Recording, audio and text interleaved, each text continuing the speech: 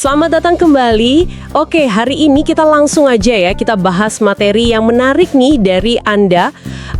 Sebuah studi kasus interaktif ya, dari Dr. Ricky Sababalat. Betul sekali. Tentang penanganan benda asing di mata, spesifiknya di konjungtiva. Kayaknya ini kasus yang, lumayan sering ya di IGD. Iya, betul. Ini kasusnya gini, ada laki-laki, usianya 30 tahun, kerjanya pengemudi ojek. Nah, dia datang ke IGD, keluhannya itu mata kanannya terasa ngeganjel gitu. Ganjel ya. Terus berair, agak perih juga. Katanya sih udah sekitar 2 jam gitu. Dan dia ngaku jarang pakai helm kalau kerja. Waduh, oke. Tapi ada bagusnya nih. Pas diperiksa, visusnya, itu loh tajam penglihatannya, masih bagus. 6-6 di kedua mata. Oh, syukurlah. Tanda vital lain juga normal. Nah, pas dilihat matanya, memang ada benda asing, tapi lokasinya itu di konjungtiva.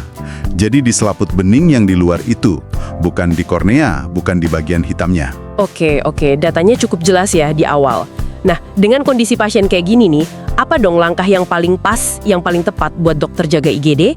Sumber Anda kan ada beberapa pilihan ya. Coba kita bedah satu-satu. Ya, jadi di materi Dr. Ricky ini, ada satu tindakan yang dikasih label sangat tepat. Apa tuh? Yaitu ekstraksi benda asing pakai kapas lidi steril. Nah, alasannya kuat nih.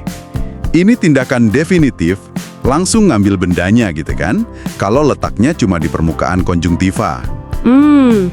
Dan yang penting juga, ini tuh sesuai sama standar kompetensi dokter Indonesia SKDI 2024.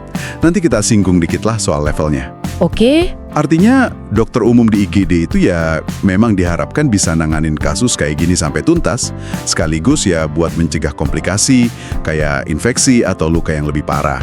Menarik. Tapi saya lihat ada opsi lain juga kan, kayak irigasi pakai NaCl 0,9%. Itu katanya tepat sebagai langkah awal. Nah, gimana tuh posisinya dibanding ekstraksi langsung?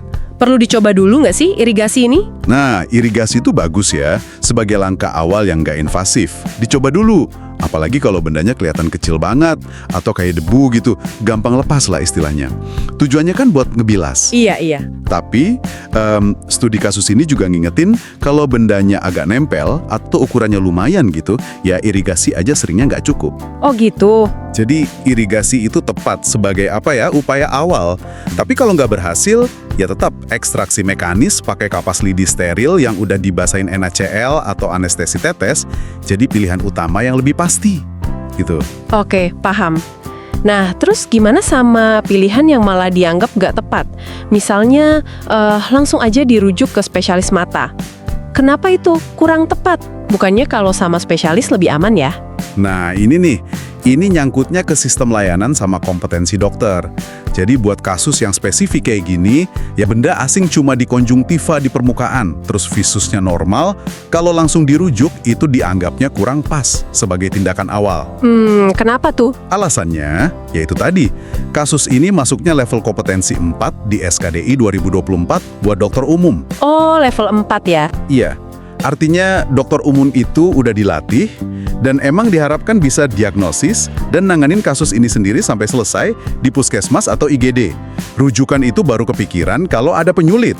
Misalnya, bendanya ternyata nancep di kornea, atau curiga masuk lebih dalam, atau lokasinya susah banget dijangkau, atau ini paling penting, kalau visusnya turun. Oke. Jadi ini soal efisiensi juga ya, dan gunain kompetensi yang udah ada. Terus ada juga yang sangat tidak tepat. Apa aja tuh? Kok bisa bahaya banget? Ada 2 nih yang disorot. Pertama, cuma dikasih salep antibiotik campur steroid, tapi bendanya nggak diangkat. Waduh. Kedua, cuma observasi aja, didiemin gitu. Nah, dua-duanya ini bahaya. Kalau ngasih steroid ke mata yang mungkin ada lecetnya, abrasi gitu ya, entah di konjungtiva atau kornea gara-gara benda asing, itu nggak boleh di awal. Kenapa nggak boleh? Malah bisa ningkatin risiko infeksi bakteri atau jamur. Oh gitu ya. Nah, kalau dibiarin aja atau cuma diobservasi, ya jelas bahaya juga. Risiko utamanya itu bisa terjadi abrasi kornea yang lebih luas. Kan tiap pasien kedip, kelopak matanya ngegesek benda asing itu ke kornea. Astaga, iya juga ya. Nah, itu bisa bikin nyeri hebat, silau banget, Dan ya jelas bisa bikin visus turun kalau kena tengah korneanya. Wah, ngeri juga ya efeknya kalau salah penanganan atau pakai steroid sembarangan. Oke, terus di studi kasus interaktif itu kan ada kayak kuisnya gitu ya. Ada temuan penting nggak dari situ yang bantu dokter IGD buat mutusin? Ada beberapa poin penting. Yang pertama nih, temuan klinis yang paling bikin dokter yakin buat nanganin sendiri di IGD itu ya visus 66 tadi. Oke. Sebelum ngelakuin ekstraksi, langkah pertama yang wajib itu ngasih anestesi topikal. Tetes mata anestesi itu loh. Oh, dibios lokal dulu ya matanya? Iya, betul. Ini penting banget. Bukan cuma biar pasiennya nyaman nggak kesakitan pas matanya dipegang, tapi juga buat keamanan prosedurnya. Biar pasien nggak gerak kaget karena sakit, yang bisa bahaya buat matanya. Masuk akal banget. Nah, tentu aspek pencegahan juga disinggung dong ya. Apalagi bak pasien ini kan profesinya. Oh ya, jelas. Profesi pasien kan ojek ya. Sering kena debu, kotoran di jalan. Jadi saran pencegahan utamanya ya logis banget. Selalu pakai helm yang ada kaca pelindungnya. Visor itu loh. Nah, itu dia. Itu langkah preventif paling efektif deh buat kasus macam ini. Setuju. Balik dikit ke soal kompetensi tadi deh. Bisa dijelasin dikit lagi nggak soal level kompetensi 4 SKDI 2024 buat kasus benda asing di konjungtiva ini? Implikasinya apa sih buat dokter umum?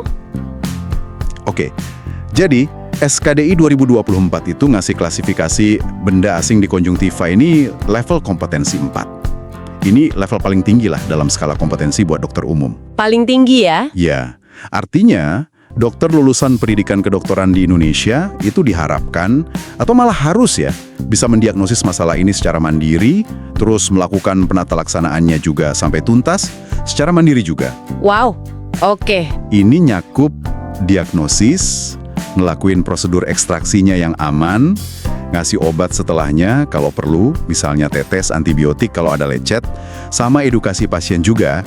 Jadi, ini bukan kasus yang rutin dirujuk kalau kondisinya kayak skenario tadi.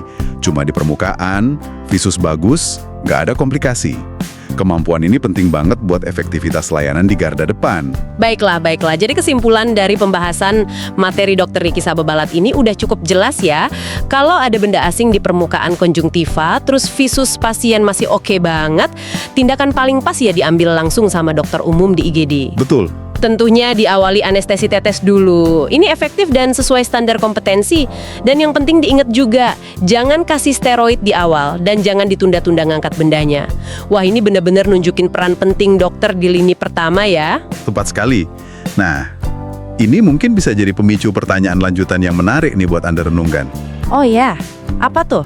Gimana kalau skenarionya kita ubah dikit aja? Misalnya, semua kondisi sama persis. Benda asing kelihatannya cuma di konjungtiva, tapi pas dicek, visus pasiennya ternyata turun dikit. Jadi 69 misalnya, bukan 66. Menarik. Nah, apakah penurunan visus yang ringan kayak gitu otomatis ngubah pendekatan kita? Apakah standar level 4 SKDI tadi masih berlaku sama persis buat dokter IGD ambil keputusan? Atau angka 69 itu udah cukup jadi lampu kuning, jadi red flag gitu, yang bikin kita mikir perlu pendekatan beda? Mungkin konsultasi dulu atau malah jadi indikasi rujuk. Sesuatu buat dipikirin lebih lanjut kan?